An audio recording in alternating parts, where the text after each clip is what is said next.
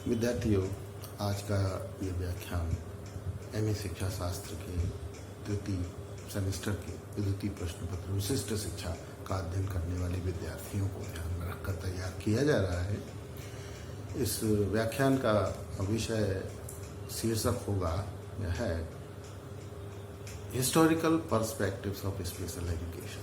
इसके अंतर्गत खास तौर से अंतर्राष्ट्रीय स्तर पर विशिष्ट शिक्षा के विकास के इतिहास का अध्ययन किया गया है।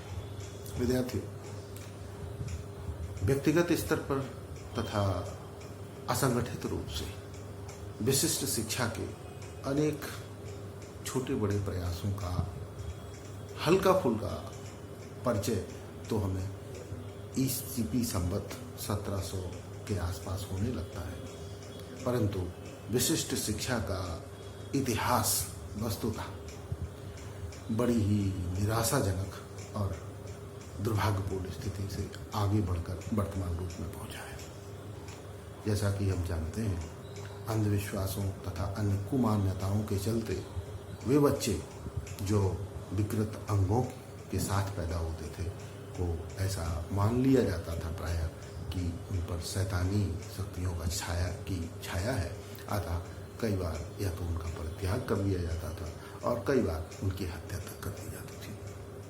उसके थोड़े और समय विकास के क्रम में जब हम थोड़ा और आगे बढ़ते हैं तो ये पाते हैं कि वो बच्चे जो विकलांग होते थे उनको ऐसा माना जाता था कि ये पिछले जन्म के पाप के परिणाम स्वरूप इस प्रकार की विकलांगता के साथ पैदा हुए हैं, इसलिए कई बार वो घृणा के, दया के, उपहास के पात्र हुआ करते थे। परंतु जैसे जैसे दुनिया में लोकतंत्र का विकास हुआ वैसे वैसे ये कुमान्यताएं और विकलांगों के प्रति ये दोहरे प्रकार का हीनतापूर्ण जो आचरण था उसमें कमी आती चली गई और सभी को जीवन का एक समान अधिकार की बात आगे बढ़ी। यूँ तो विशिष्ट शिक्षा का इतिहास बहुत प्राचीन और विस्तृत नहीं है, तथापि इसके क्रमबद्ध अध्ययन के लिए हम बिल आर गियरहर्ट के द्वारा एक बहुचर्चित पुस्तक लिखी गई जिसका नाम है the exceptional student in the regular classroom. उस पुस्तक में गियरहर्ट ने अपने विशिष्ट शिक्षा के पाश्चात्य दुनिया के इतिहास को 4 खंडों में बांट के अध्ययन किया है, जिसका पहला खंड है आरंभिक अवस्था। इस खंड के अंतर्गत वो ईसाई संवत 1800 के पहले के विशिष्ट शिक्षा के प्रयासों को स्थान देते हैं। दूसरा खंड काल संस्थाओं के विकास का खंड काल है। इसके अंतर्गत वो ईसाई संवत 1800 से 100 वर्ष तक सन 1900 तक के खंड काल में किए गए प्रयासों को संगठित करते हैं। और तीसरा जो खंड काल उन्होंने जिसको नाम दिया है पब्लिक स्कूल विशेष कक्षा युग, public school special class era, इसमें ईसाई सन 1900 से 1960 तक के प्रयासों को संकलित किया गया है। और अंतिम जो खंड है वो है त्वरित विकास का काल, जिसको 1960 से आगे वर्तमान तक माना गया है। जो प्रारंभिक काल है, विशिष्ट शिक्षा का जो प्रारंभिक काल है, जो कि ईसाई सन 1800 या उसके पहले के प्रयासों को संगठित करता है, उसमें हम ये देखते हैं कि स्पेशल एजुकेशन में विशिष्ट शिक्षा के अंतर्गत सामान्यतः केवल उन बच्चों को, उन विद्यार्थियों को, उन जरूरतमंदों को ग्रहण किया जाता था जिनकी विकलांगता बहुत ज़्यादा होती थी, जो प्रोफाउंडली हैंडीकैप्ड हुआ करते थे। सामान्य विकलांगता वाले या हल्की फुल्की विकलांगता वाले बच्चों के लिए इसमें कोई स्थान नहीं था। दूसरी चीज, अमानवीयता, नासमझी और अंधविश्वास के कारण इस समय भी विकलांगों के प्रति बहुत अच्छी सोच समाज में व्याप्त नहीं थी, परंतु फिर भी बहुतेरे उदाहरण हमको उदारता के मिलते हैं। सबसे पहले प्रयास के रूप में हम पाते हैं सन 1555 में एक स्पेनिश पादरी पेट्रो पॉस डी लियोन, इन्होंने सन 1555 में बधिर बालकों के लिए के एक समूह को पढ़ाना आरंभ किया था और उसको पढ़ने की योग्यता और लिखने की योग्यता विकसित करने में आंशिक सफलता इन्होंने प्राप्त की। इसके बाद में जो दूसरा प्रयास है 1620 में जुआन पाब्लो बॉनेट, एक नाम आता है जुआन पाब्लो बॉनेट, ये भी मैड्रिड स्पेन के रहने वाले थे। यहाँ पर इन्होंने बधिरों की शिक्षा के प्रथम प्रयास के रूप में एक पुस्तक लिखी। तत्पश्चात सन 1664 में लगभग 44 साल बाद इंग्लैंड में जॉन बुल्वर ने बधिरों की शिक्षा पर एक और पुस्तक लिखी।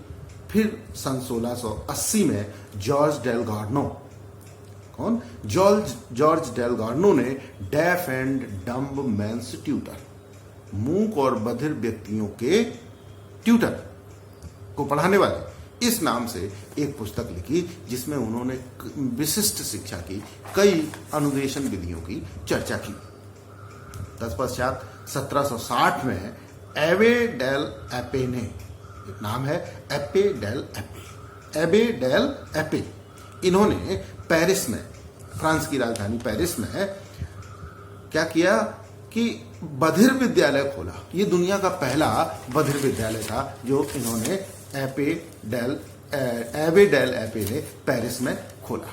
सन 1767 में पुनः दूसरे प्रयास के रूप में थॉमस ब्रैडवुड, एक नाम आता है थॉमस ब्रैडवुड का, इन्होंने एडनबर्ग, ग्रेट ब्रिटेन में पहले बधिर विद्यालय को खोला और इसमें मौखिक विधि, दस्ती विधि, मैनुअल मेथड, दस्ती विधि से वर्णमाला और संकेतों की शिक्षा प्रदान करने का काम किया। किनको? जो बधिर थे, जिनको सुनाई नहीं देता था। सन 1778 में सैमुअल हाइनिक ने लिप्जिंग, जर्मनी में लिप रीडिंग पर आधारित, ओंठ कैसे चलते हैं इनकी जो है न गतिविधियों को समझने की योग्यता विकसित करके लिप रीडिंग पर आधारित और जोर देने वाली मौखिक विधि का विकास किया, जो विद्यार्थियों को पढ़ाने में काम आने वाली थी। इसी दौरान एम्ब्रोस सिकार्ड, एक और नाम आता है एम्ब्रोस सिकार्ड का, एम्ब्रोस सिकार्ड ने संकेत लिपि को विकसित करने का कार्य आरंभ किया। सन 1784 में वैलेंटाइन हुए नाम के एक दूसरे विद्वान ने पेरिस, फ्रांस में अंध विद्यालय, ब्लाइंड स्टूडेंट्स के लिए एक विद्यालय स्थापित किया और सन 1798 में जीन मार्क गैस्पार्ड, एक नाम आता है जीन मार्क गैस्पार्ड ने एक 11 वर्षीय जंगली बालक को पढ़ाने लिखाने का कार्य आरंभ किया। जंगल में मिला था एक बच्चा जिसकी उम्र लगभग 11 साल थी, उसको इन्होंने गैस्पार्ड ने पढ़ाने का कार्य आरंभ किया और उसको पढ़ाने लिखाने में आंशिक सफलता ही मिली, परंतु मुख्य बात ये थी कि ये बच्चा मेंटली रिटार्डेड था, मंदमना था, मानसिक रूप से ये बच्चा विकलांग था, इसलिए उनको ज़्यादा पढ़ाने में ज़्यादा सफलता नहीं मिली। उन्होंने इस बच्चे को पढ़ाने के जो उनके अनुभव थे उनको द वाइल्ड बॉय ऑफ एविरॉन नाम की एक पुस्तक में संकलित किए। इस प्रकार सन 1555 से चलते हुए हम लोग आते हैं 1798 तक, लगभग ये जो है ना 150 साल के दौरान हम पाते हैं कि सन 1800 से पहले अंधे, बधिर तथा मंदमना बच्चों के पढ़ाने के प्रयास आरंभ हो चुके थे और इन सब विशिष्ट शिक्षा की, खासतौर से अंधे, बधिर और मंदमना विद्यार्थियों को की शिक्षा का केंद्र के रूप में पेरिस शहर उभर के सामने आया, यानी इसका मुख्य केंद्र फ्रांस का पेरिस शहर बन गया। इसके बाद हम दूसरे कालखंड पे आते हैं जिसको संस्थाओं के विकास का खंड कहा है गियरहार्ट ने। इस संस्थाओं के विकास के कालखंड में 1800 से ईसा के सन 1800 से 1900 साल का समय आता है। इस काल में यूरोप सहित अमेरिका में विशिष्ट शिक्षा की अनेक संस्थाओं की स्थापना हुई। कई संस्थाएं, कई एसोसिएशंस, कई स्कूल अमेरिका और यूरोप में स्थापित किए गए, जिनमें एक नाम आता है, एक विवरण आता है 1847 में गैलेंडे नाम के व्यक्ति ने 1847 में अमेरिका में बधिरों के लिए प्रथम पाठशाला स्थापित की। ये अमेरिका की पहली बधिर पाठशाला थी, जिसे आज भी है और जिसको हम अमेरिकन स्कूल फॉर डीफ के नाम से जानते हैं। किसे? अमेरिकन स्कूल फॉर डेफ के नाम से जानते हैं। फिर सन 1848 में उसके एक साल बाद न्यूयॉर्क स्कूल फॉर डेफ स्थापित किया गया। सन 1850 में उसके 2 साल बाद सन 1850 तक अमेरिका में मूक, बधिर एवं मंदमना बच्चों के लिए अनेक सरकारी और गैर सरकारी आवासीय विद्यालय स्थापित हुए। कैसे विद्यालय? आवासीय विद्यालय, जहां फुल टाइम, जहां बच्चे रह के पढ़ाई लिखाई का काम करेंगे। ऐसे अनेक आवासीय विद्यालय स्थापित हुए जो सरकारी भी थे और गैर सरकारी भी थे। परंतु संवेगात्मक रूप से अस्थिर, इमोशनली डिस्टर्ब्ड जो बच्चे होते हैं, इनकी शिक्षा के विषय में सन 1850 तक, बल्कि 1850-52 तक इसका कोई उल्लेख नहीं मिलता है। कोई भी व्यक्ति, कोई भी विद्यालय इमोशनली डिस्टर्ब्ड बच्चों की शिक्षा की तरफ ध्यान नहीं दे रहा था। सन 1853 में अमेरिका के मैसाचुसेट्स प्रांत, जैसे अपने यहाँ उत्तर प्रदेश, ऐसे ही अमेरिका का एक स्टेट है, एक प्रांत है मैसाचुसेट्स प्रांत ने क्या किया? विकलांग बच्चों की शिक्षा के लिए अनिवार्य स्कूल उपस्थिति का नियम लागू किया। कौन सा नियम? अनिवार्य स्कूल उपस्थिति का नियम लागू कर दिया कि सभी विकलांग बच्चों को अनिवार्य रूप से स्कूलों में उपस्थित होना होगा, यानी कि सभी प्रकार के विकलांग बच्चों को पढ़ाया जाएगा, उन्हें स्कूल जाना होगा। ये नियम लागू किया और शीघ्र ही अमेरिका के अन्य प्रांतों में भी ये जो है ना अनिवार्य उपस्थिति का नियम लागू हो गया। अन्य बहुतेरे प्रांतों में, हम जानते हैं अमेरिका में 20 प्रांत हैं, मैसाचुसेट्स से ये बात शुरू हुई थी और शीघ्र ही अमेरिका के दूसरे प्रांतों ने भी विकलांग बच्चों की अनिवार्य स्कूल उपस्थिति का नियम लागू कर दिया। इस प्रकार सन 1863 तक,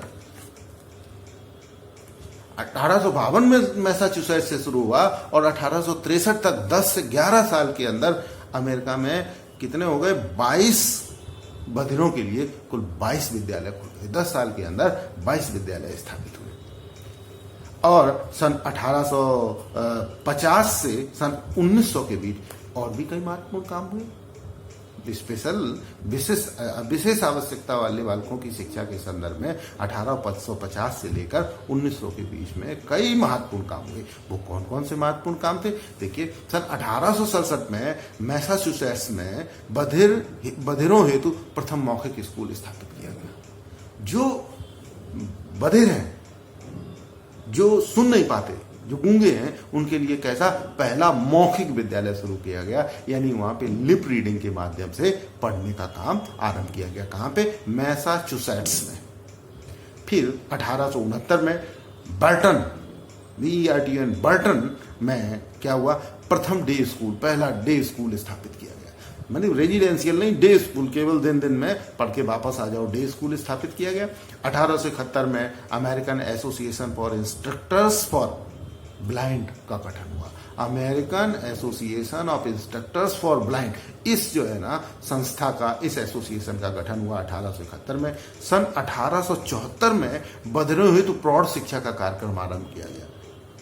1874 में क्या हुआ कि एडल्ट एजुकेशन, लेकिन किनके? बधिरों के लिए, यानी न केवल बच्चे बल्कि जो प्रौढ़ हैं उनके लिए भी शिक्षा का कार्यक्रम, स्पेशल एजुकेशन का कार्यक्रम 1874 में आरंभ किया गया। और सन 1874 में ही न्यू हेवेंस कनेक्टिकट पब्लिक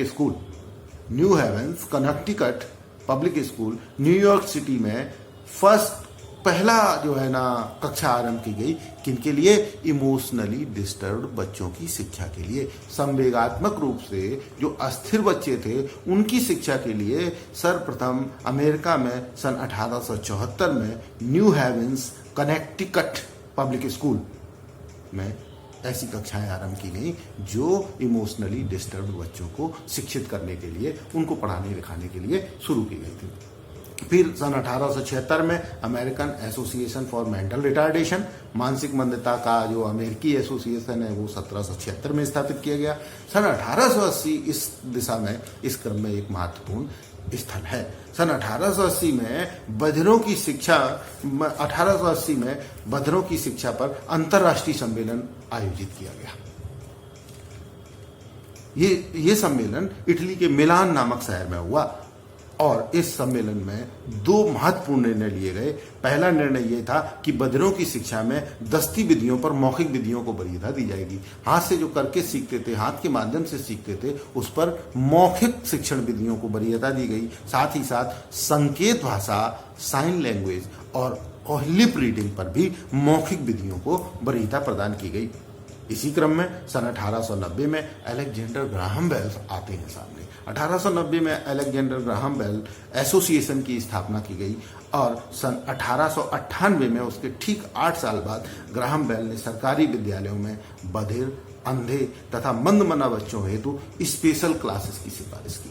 किन स्कूलों में? जो सामान्य स्कूल थे उसमें बधिर, ब्लाइंड, डेफ, ब्लाइंड और मेंटली स्लो, मेंटली रिटार्डेड भी हम कह सकते हैं, ऐसे बच्चों के लिए अलग से क्लास शुरू करने की, यानी कि एक तरीके से इंक्लूसिव एजुकेशन की शुरुआत करते हैं। ग्राहम बेल की सिफारिश की गई और यहीं से पब्लिक स्कूल स्पेशल क्लासेस का आरंभ होता है। स्पेशल क्लास पब्लिक स्कूल में, सामान्य स्कूलों में खोले गए, तो यहीं से पब्लिक स्कूल में स्पेशल कक्षाओं का, विशिष्ट कक्षाओं के आयोजन का आरंभ माना जाता है। इस बीच में हैने ने, एक और जो है ना विद्वान हुए हैने ने इस बीच में क्या किया?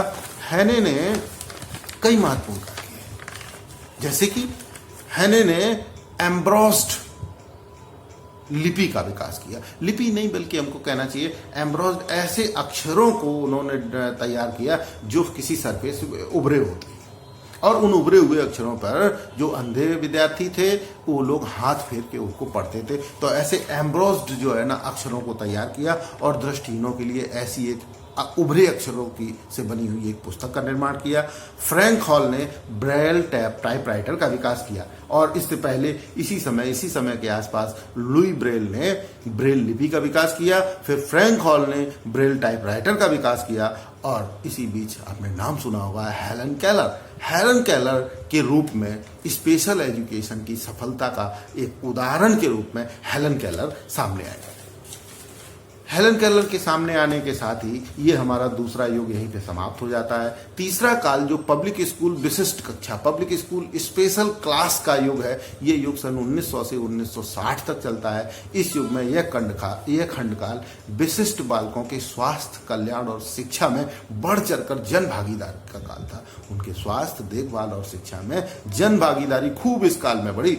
इस काल में केवल अल्प मात्रा में विकलांगों हुए तो विशिष्ट कक्षाएं, शेष के लिए आवासीय विद्यालय थे। विशिष्ट कक्षाएं किसकी थी? जिनकी विकलांगता थोड़ी हल्की सी विकलांगता, उनके लिए विशिष्ट कक्षाओं की बात होती है। बाद बाकी के लिए आवासीय विद्यालय ऑलरेडी स्थापित थे। पूर्णकालिक तथा अंशकालिक विशिष्ट कक्षाओं की भी बातें की गई। स्पेशल एजुकेशन का मुख्य साधन क्या बनी? Full time classes and part time. जो ज्यादा विकलांगता की मात्रा ज्यादा है उनके लिए फुल टाइम, और जिनकी विकलांगता की मात्रा कम है उनके लिए पार्ट टाइम क्लासेस की बात हुई। 20वीं शताब्दी में पहले अस्थि विकलांगों हेतु, 20वीं शताब्दी से पहले अस्थि विकलांगों हेतु बहुत कम विद्यालय थे। इस काल में ऐसे अनेक विद्यालय स्थापित किए गए। कौन सा काल? 1900 से 1960 के बीच में ऑर्थोपेडिकली हैंडीकैप्ड के लिए बहुत से विद्यालयों की स्थापना की गई। सन 1930 में पहली बार संवेगात्मक रूप से अस्थिर बच्चों की शिक्षा पर गहन विचार विमर्श आरंभ किया गया कि भाई इनको भी पढ़ाना चाहिए, और इस प्रकार विशिष्ट शिक्षा का सर्वाधिक विकास और विस्तार इस युग में हमें देखने को मिलता है। और खास तौर से इस बीच 2 विश्व युद्ध हुए और द्वितीय विश्व युद्ध के पश्चात विशिष्ट शिक्षा के विस्तार में, इसके विकास में और तेज और गति आई। फिर हमारा गियरहर्ट के अनुसार जो चौथा खंड काल है, चौथे खंड काल को कहते हैं त्वरित विकास का काल, एज ऑफ फास्ट डेवलपमेंट, त्वरित विकास का काल कहलाता है। ये सन 1960 से आगे वर्तमान तक आता है। इसमें क्या हुआ? इसमें विकास के कई द्योतक सामने आए।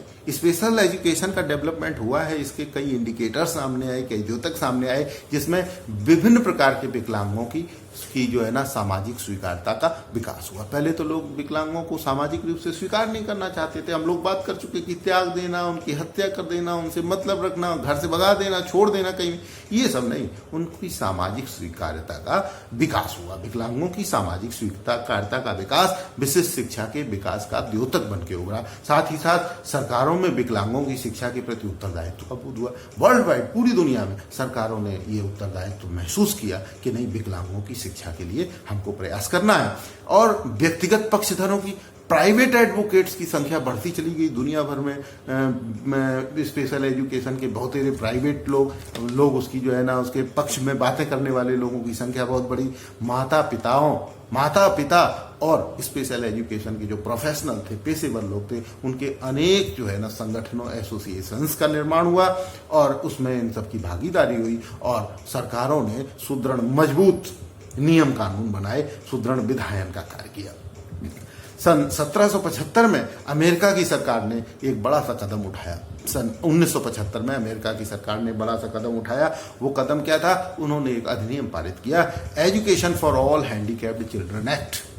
सभी विकलांग बच्चों के शिक्षा के अधिकार का अधिनियम 1975 में अमेरिका ने अपने यहाँ पास किया, जिस अधिनियम के अनुसार क्या हुआ कि सभी को निःशुल्क शिक्षा, सभी विकलांगों की निःशुल्क शिक्षा की व्यवस्था की गई, उनके अधिकारों के संरक्षण की गारंटी दी गई, संभवतः अधिकतम सामान्य बच्चों के साथ उनको पढ़ाने की बात को स्वीकार किया गया और ये प्राविधानों के आधार पर ही आज भी मोर और लेस आज भी जो है ना विशेष शिक्षा का संगठन इन्हीं प्रावधानों के आधार पर चल रहा है। आज अमेरिका, यूरोप सहित दुनिया के सभी देश विशिष्ट शिक्षा पर पर्याप्त ध्यान दे रहे हैं तथा सेग्रीगेटेड, पृथककृत की विशिष्ट जो है उनको सबसे अलग करके वहीं पे पढ़ाया जाए, ऐसी जो है ना पृथककृत सेग्रीगेटेड एजुकेशन की तरफ से हटते हुए वहाँ के बजाय इंक्लूसिव एजुकेशन, सामान्य विद्यार्थियों के साथ स्पेशल नीड लर्नर्स को पढ़ाने की तरफ आगे बढ़ रहे हैं। इंक्लूसिव एजुकेशन के माध्यम से ही विशिष्ट आवश्यकता वाले बच्चों को शिक्षित कर उनको आत्मनिर्भर बनाने के प्रयास पूरी दुनिया में सफल हो रहे हैं, पूरी दुनिया में किए जा रहे हैं। भारत में भी सन 2016 में people with disability rights of people with disability act, निर्योग्यता युक्त व्यक्तियों का अधिकार अधिनियम 16 में पारित किया गया। उससे पहले भी अधिनियम था। भारतीय पुनर्वास परिषद की स्थापना की गई। नई शिक्षा नीति 1986 में स्पेशल एजुकेशन के प्रावधान थे। प्रोग्राम ऑफ एक्शन उसका आया, उसमें भी प्रावधान थे। और हम इधर देखते हैं कि जो हमारी राष्ट्रीय शिक्षा नीति 2020 आई, इसमें भी स्पेशल एजुकेशन के विभिन्न प्रकार के प्रावधान किए गए हैं ताकि विशिष्ट आवश्यकता वाले बालकों की, बच्चों की पर्याप्त शिक्षित किया जा सके ताकि उनके व्यक्तित्व का सर्व प्रकार से भलीभांति विकास हो सके और उनमें जो है ना आत्मनिर्भरता, सेल्फ सफिशिएंसी डेवलप हो सके। धन्यवाद।